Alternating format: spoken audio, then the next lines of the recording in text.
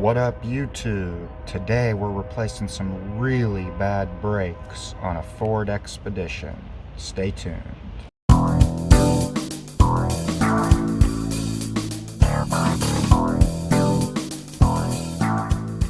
Alright, so here we are. This is what we're working with. We got the lug nuts off. We got it jacked up in the air. There's quite a bit of rust coming off of there. And as you can see, look at that rotor there, not looking good at all. So we're going to be replacing this caliper and rotors and pads. We got the lug nuts off, so let's go ahead and get started. But first, I wanted to announce we've got some Andy's Auto merch now. We got a hat, a shirt, a sticker, a coffee mug, and even a hoodie. You can find these items listed below the video, or you can go to my channel page and you can find them under the store section. If you're interested in supporting the channel while also getting some pretty cool gear for yourself, go ahead and check those out. Now back to the video. Alright, so we got the caliper bolts loosened up. I got the bottom one removed fully. These are going to be an Allen socket that you're going to have to use. And the one I used is... well, sorry guys, it does not say the size on there, but if you have a full kit, then I would imagine that this should come in there. I believe that it is just the size of the actual hex here, and if I had to guess, I'd say that's about an 8mm. So if you were going to wing it and you didn't have one of these, I'd probably just buy the 8. So anyway, now we're going to pull off this caliper spring here by pushing this way on it so it can release from these two hooks, and we should be able to pull that out. So now we got the caliper off and pushed over to the side. I did have to open the bleeder screw, which makes me think that maybe it's actually the hose that's causing the restriction, because fluid did come out. I feel like the only way to really know for sure is to take the hose off the caliper and then try to lightly press the brake pedal to see if any fluid comes out. And if it does not, then we've got a collapsed hose, and we're going to have to address that as well here. But for now, I'm going to go ahead and get this bracket and rotor off and put that on, because it needs that regardless. And then this caliper is toast too. It's been extremely overheated either way, so it may have been the caliper and then it damaged the hose due to the heat, or it could have been the hose that caused this to begin with, but either way we'll get it all resolved. Alright, so we got the rotor and the caliper bracket off. I went to go and fit the new stuff on there, and unfortunately realized that we had all the parts for a 2005, and this happens to be a 2007, so that was quite convenient. We did have to go and get the correct parts, so we should be able to go ahead and start putting things back together. And luckily we also got a hose. Unfortunately, it is getting a bit dark on me, but thankfully we got some lights out here, so let's get going again. Okay, so we got that new rotor on there, got the caliper bracket on. I love when the new caliper comes with a bracket. Got that bolted up back here, two 18mm, got those tightened down. I'm gonna have to take the slide pins out with our Allen wrench socket, but that's no big deal. We got the new hardware in place.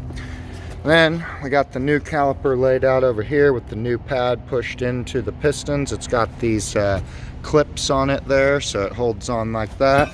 And I believe that the other pad just kind of goes in there like that. Maybe I'm wrong, we'll have to find out, but that's going to go in there like that, and then we can get the caliper put on there.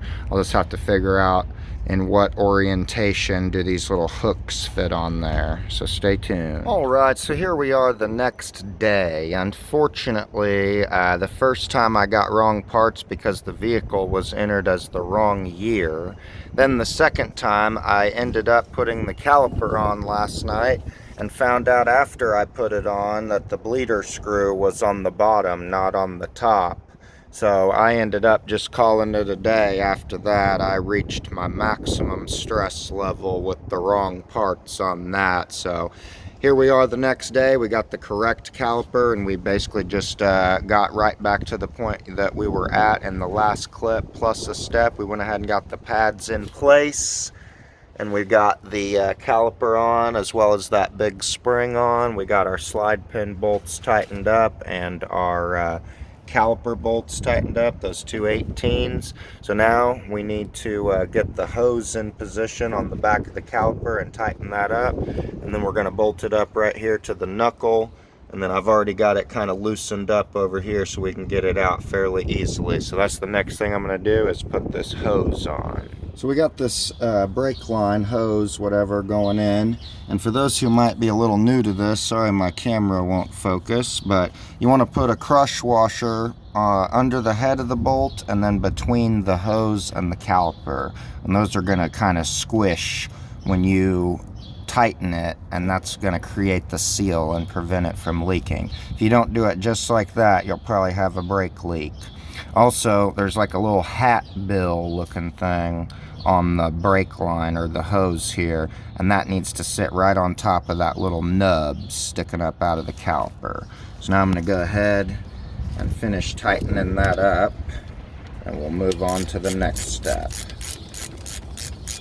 Alright, we got the brake hose installed up there and tightened up. Be very careful when you're loosening those. Sometimes they can be very rusty and you don't want to twist and break the line. And we got it routed over here, bolted up. I do still need to connect these back together, and I think that might be a tad bit off from where it's supposed to be, so we'll just put it in there like that. And then now I got the bleeder screw loosened up. We need to bleed out some of this air, rather all of the air from the system. Okay, so I just used my little Mighty Vac canister here, and I just put that hose on the bleeder, and I pushed the brake pedal down until it got filled up. And just with one full container of that, I was able to get the air out of the system. The brake pedal feels solid. I went ahead and started it up and stuff. So we should be good to go ahead and put this wheel back on, and we're going to move to the other side. And that's going to be the end of the video for today, guys. Hope you all enjoyed. Please like the video, and also leave a comment below if you've ever got the wrong parts multiple times. It's definitely a pain in the ass when that happens, but I'm glad we got the job done at the end of the day. Otherwise, if you have not already, please consider subscribing to the channel. We're really trying to get those numbers up higher, trying to hit the big 3K by the end of 2024, and I'd appreciate your assistance if you could help me get there. Also, we've got another video coming up with some new tools, so stay tuned for that. Otherwise, I'll see you next time.